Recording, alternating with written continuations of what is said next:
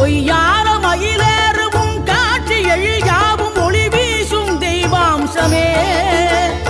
பொய்யான என் வாழ்க்கை புவி மீது நிலையாக அருள் செய்ய வர வேணுமே நீ அருள் செய்ய வர வேணுமே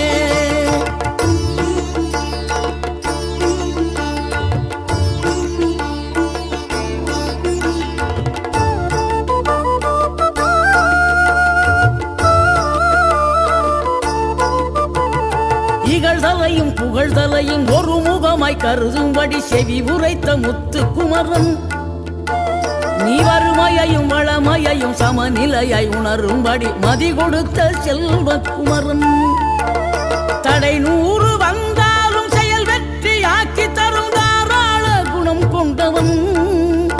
நீ வலை வீசும் அறிவுக்கு தொலைவானவானாகி மாற